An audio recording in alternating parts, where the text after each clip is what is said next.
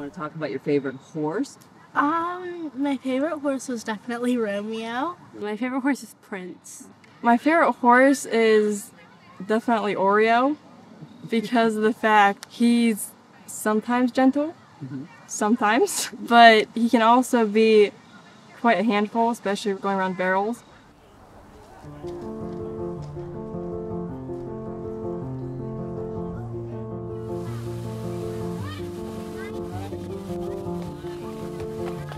I find that most of the people that come out here, it's either families that have been just going through a rough time, whether that's things coming from children in foster care or divorce or a death in the family or all different things like that. And they're looking for a place where they can, I guess, relax is a piece of it. Just being able to be themselves and not feel pressured to act a certain way or look a certain way.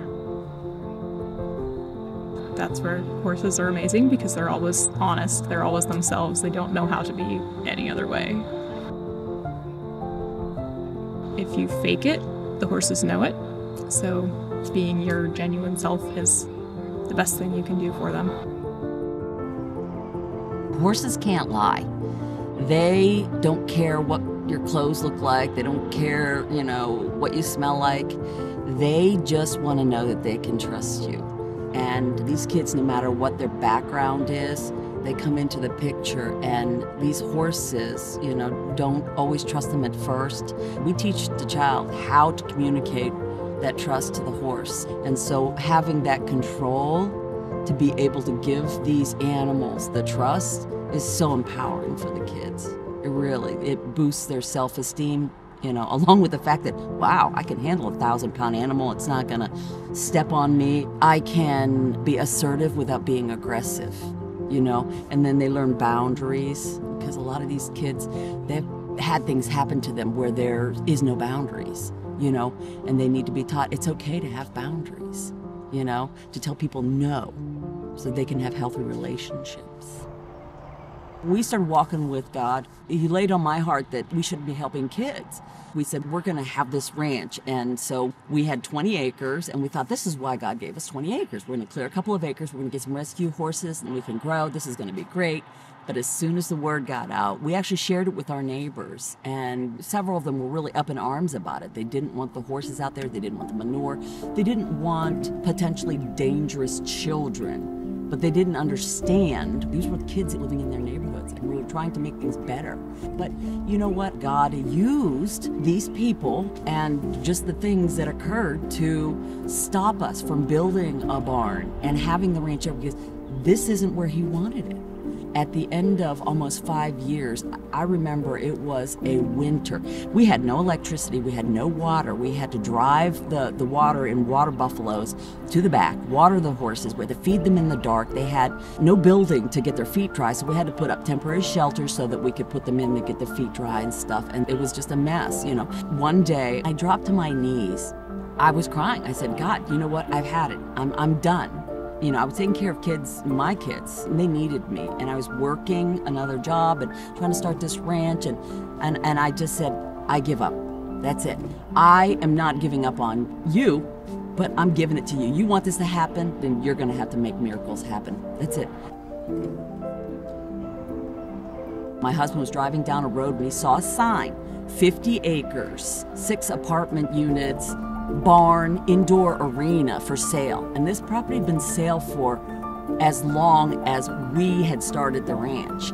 And it hadn't sold. And a lot of people had looked at it, and that started the ball rolling. We started leasing the ranch for a year, and it took a year to close it. But God gave us the wisdom and the finances to buy this 50-acre farm.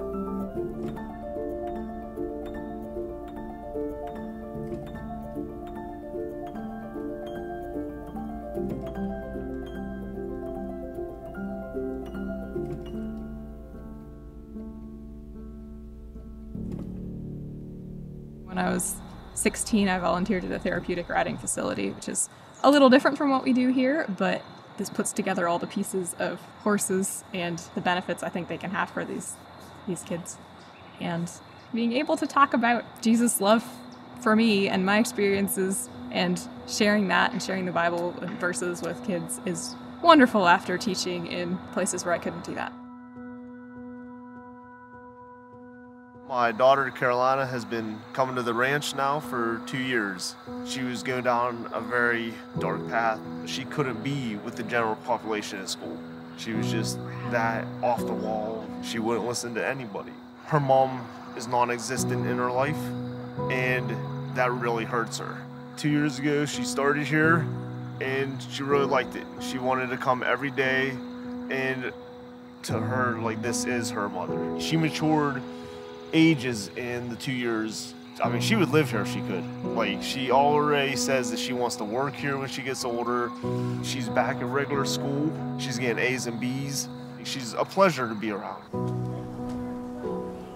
I've definitely learned patience and like how to control my anger. It's helped me with my anxiety and my depression, my bipolarness. It's helped me in a lot of mental ways that like no other place has ever helped me in. I'm gonna be a junior mentor to help younger kids that are either in the system or just broken like I was in the beginning.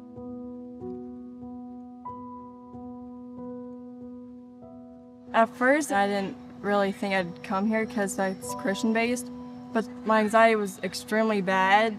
But then after a while, I started coming here and riding the horses and actually talking to more people. It has gotten a lot better. I think it's helped with stress. I also have seen an increase in her confidence, not only here around horses, but also at school and just in activities that she's involved in. I've definitely seen a change in her confidence.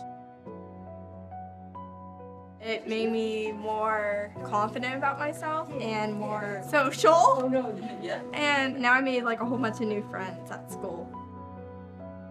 I signed up to be a mentor, not knowing anything about how to ride a horse or how to train a kid how to ride a horse, but they really did a great job teaching me quickly how to ride a horse, take care of a horse, tack a horse. As I started mentoring, I really saw a change in the kids, both how they reacted around horses, but also the fears that they had when they first came here weren't the same fears that they had whenever they left. I was referred here by my foster care agency. I've heard great things about horse therapy, and I couldn't even believe that it was free. But the time that he spent here, it's been amazing. He's changed completely. His therapist that had seen him for years, she was a little scared of him. And then after I brought him to an appointment, after she couldn't believe it was the same kid.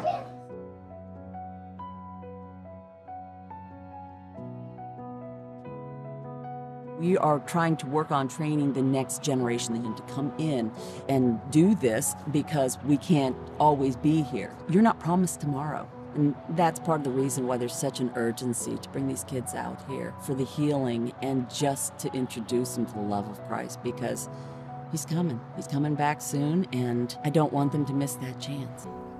It really is dark times, and we're here to be that light for these kids and their parents, to give them a hope. It's really, really important to just love people the way they are, right where they're at. No history, no future, just right there. And if you do that, it's amazing how they will blossom and grow.